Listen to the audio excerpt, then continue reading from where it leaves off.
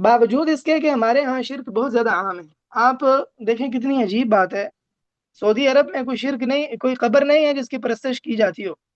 لیکن وہاں کے علماء کی کتاب التوحید کی کتنی زیادہ شروحات ہیں۔ تقریباً ہر معروف عالم نے کتاب التوحید کی شرح کی ہے، اور اس کے علاوہ توحید سے جو متعلقہ کتابیں ہیں، قواعد الاربعہ اور اصول الثلاثہ اور اس طرح دیگر کتابیں بکثرت پڑھائی جاتی ہیں، باوجود اس کے کہ وہاں کوئی قبر نہیں ہے جس کی پرستش کی جاتی ہو۔ اور ہمارے بر صغیر میں باوجود اس کے کہ یہاں بے انتہا شرک ہے، اور لوگوں کا ایک بڑا طبقہ اللہ سبحانہ و تعالیٰ کی توحید کو نہیں پہچانتا، لیکن اس کے باوجود ہمارا کتاب التوحید سے، اصول ثلاثہ سے، قواعد الاربعہ سے کتنا تعلق ہے۔ ہمارے بر صغیر کے جو علماء نے توحید پر کتابیں لکھی ہیں، ہمارا ان سے کتنا تعلق ہے، پڑھنے کے اعتبار سے بھی اور پڑھانے کے اعتبار سے بھی۔ تقویۃ الایمان جس کے ذریعے سے اللہ تعالیٰ نے یہاں بہت سارے لوگوں کے عقیدوں کی اصلاح کی ہے، ہم میں سے کتنے لوگ ہیں جو آ، ہمارے دور کے جو اس وقت میں جی رہے ہیں، جنہوں نے اس کتاب کو باقاعدہ سمجھ کر پڑھا ہو، اور اسی طرح دیگر جو توحید سے متعلقہ اہم کتابیں اردو میں لکھی گئی ہیں ان کو باقاعدہ پڑھا ہو، یا ان کو پڑھانے کا لوگوں کو اہتمام کیا ہو۔ ہمارے ہاں ہم طلبہ میں اس کا رجحان کم سے کم تر ہوتا چلا جا رہا ہے، اور عجیب بات یہ ہے کہ ہمیں اس بات کا احساس بھی نہیں ہے۔ ہم یہ سمجھ رہے ہیں کہ ہم اپنی صلاحیتیں جن چیزوں میں صرف کر رہے ہیں، تو گویا ہمارا یہ کام ہمیں اللہ سبحانہ و تعالیٰ کے ہاں سرخرو بھی کر دے گا، اور گویا ہم کوئی ایسا بھی نہیں ہے کہ ہم ایک فاضل چیز کو، افضل چیز کو چھوڑ کر کسی مفضول چیز کی طرف گئے۔ ہمیں قلبی طور پر بڑا اطمینان ہے کہ ہم تو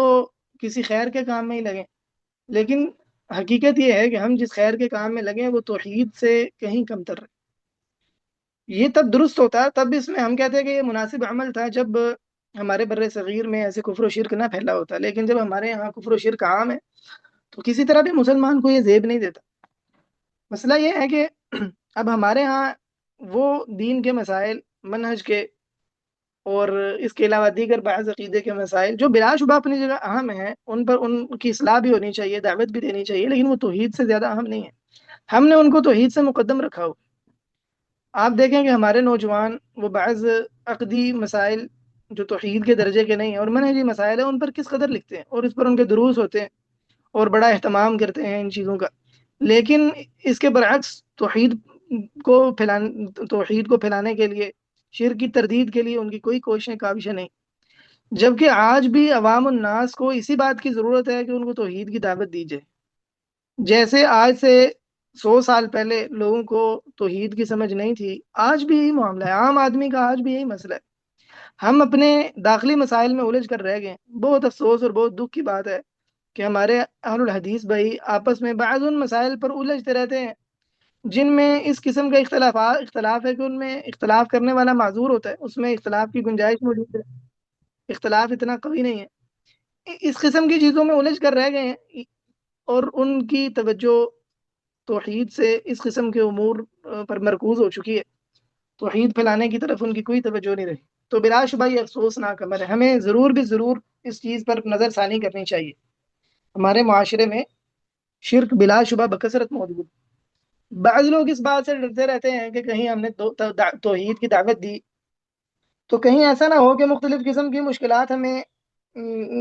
گھیر لیں، کیونکہ حکومتی طور پر اس قسم کی چیزوں پر گفتگو کرنے میں بعض اوقات انسان پر سختیاں بھی آتی ہیں،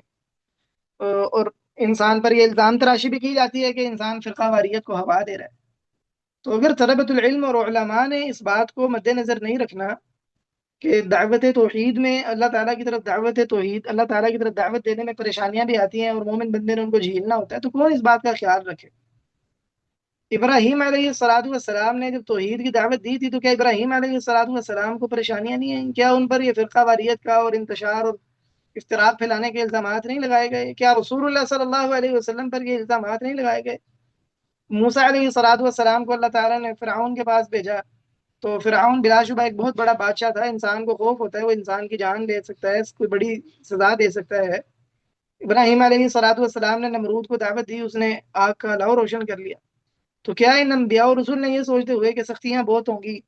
پریشانیاں مجھے ایک مختلف قسم کی گھیر لیں گی، تو کیا ان لوگوں نے توحید کی دعوت کو ترک کر دیا؟ بلا شبہ باوجود اس خوف اور ڈر کے انبیاء اور رسول نے توحید کی دعوت کو ترک نہیں کیا، اور اللہ رب العزت نے انہیں انبیاء کی دعوت سے توحید کو قائم رکھا۔ تو کیا ان انبیاء پر ایمان لانے والے اور ان کے وارث ہونے کا دعویٰ کرنے والے، ان کو کیا ان انبیاء کے طرز عمل کو نہیں اپنانا چاہیے کہ باوجود سختیوں کے، پریشانیوں کے، وہ دعوت توحید کو اختیار کریں، اس پر استقامت اختیار کریں، صبر کریں، جو پریشانیاں ہیں